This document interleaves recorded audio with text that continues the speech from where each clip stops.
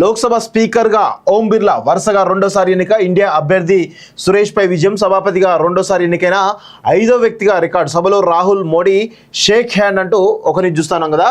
నిన్న వాస్తవంగా సాంప్రదాయాలకు వాస్తవంగా అంటే చాలా విషయాలు అంటే అసెంబ్లీలో కానీ జనరల్గా మనం తెలంగాణ అసెంబ్లీ చూసినాం, ఆంధ్రప్రదేశ్ అసెంబ్లీ చూసినాం.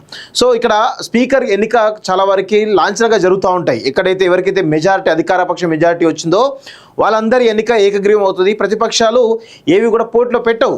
కానీ దాదాపు 50 సంవత్సరాల చరిత్ర తర్వాత మొట్టమొదటిసారి లోక్సభ స్పీకర్ సంబంధించినటువంటి ఎన్నిక జరిగింది. దానిలో ఓం బిర్లా అంటే వాస్తవంగా కూడా వాళ్ళకే మెజారిటీ ఉంది కాబట్టి వాళ్ళే స్పీకర్ అయ్యేటువంటి అవకాశం లేదు. కానీ ఎక్కడో ఇండియా కూటమి కొంత ఇబ్బందికరంగా అయినట్టు మనకైతే తెలుస్తూ ఉంది. ఈ కోణంలో మనం చూసినట్లయితే రాహుల్ గాంధీ అదేవిధంగా మోడీ ఇద్దరు కలిసి సభాపతిని ఈరోజు తీసుకువెళ్ళి కూర్చోబెట్టడం జరిగింది. నిజంగా కూడా ఇది సభా సాంప్రదాయాలను నిజంగా ఒక విలువనిచ్చేటువంటి ఒక గౌరవం ఇచ్చేటువంటి అంశంగా మనం చెప్పవచ్చు. సరే, రాజకీయాలు ఎవరైనా చేస్తారు. ఇది అసెంబ్లీలో కానీ లోక్సభలో కానీ విపక్షాలు అధికార పక్షాలు అన్నీ కలిపి ఈరోజు ఏవైతే సమస్యలు ఉన్నాయో ఆ సమస్యలపైన గలం విప్పేటువంటి ప్రయత్నం ప్రతిపక్షాలు చేస్తే, పాలసీలు చేసేటువంటి ప్రయత్నం అధికార పక్షం చేస్తుంది. అధికార పక్షం చేసే పాలసీల్లో లోపాలను ఎత్తి చూపేటువంటి ప్రయత్నం ఈరోజు ప్రతిపక్షం చేస్తుంది. సో ఇలాంటి ఒక మంచి సాంప్రదాయం ఏదైతే ఉందో లోక్సభ ప్రతిబింబించడం నిజంగా కూడా ఈరోజు మన రాజకీయాలకు ఒక విలువ గౌరవం ఇచ్చినట్టు మనకు తెలుస్తూ ఉంది. అయితే ఈ కోణంలో రెండు తెలుగు రాష్ట్రాల్లో కూడా ఒకవైపు తెలంగాణ రాష్ట్రానికి సంబంధించినటువంటి స్పీకర్ ఎన్నిక జరిగితే ప్రతిపక్షానికి సంబంధించినటువంటి నాయకుడు కేసీఆర్ లాంటి నాయకుడు ఉండడు, అభినందించాడు.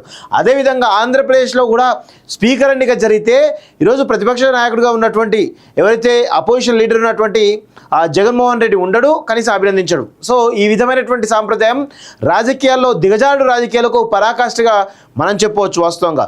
సో కనీసం కేంద్రంలో ఏ విధంగా కక్ష సాధింపు రాజకీయాలను మనం చూస్తూ ఉన్నాం. సో ప్రతిపక్ష నాయకులపైన ఈడీ కేసులు కావచ్చు, సిబిఐ కేసులు కావచ్చు, వాళ్ళు చేసినటువంటి తప్పుల విషయంలో ఏ విధంగా కేంద్ర ప్రభుత్వం దూకుడుగా పోతా ఉందో మనం చూసినటువంటి సందర్భాలు ఉన్నాయి వాస్తవంగా.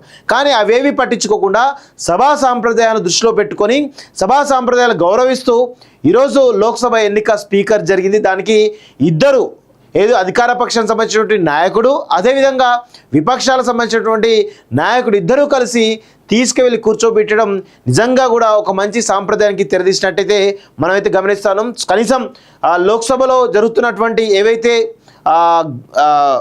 ఇలాంటి సన్నివేశాలు ఉన్నాయో దాన్ని చూసైనా నేర్చుకోవాలి ఈ తెలుగు రాష్ట్రాల నాయకులు అని చెప్పేసి కూడా కాలోజీ టీవీ తరఫున నేను కోరుతా ఉన్నాను.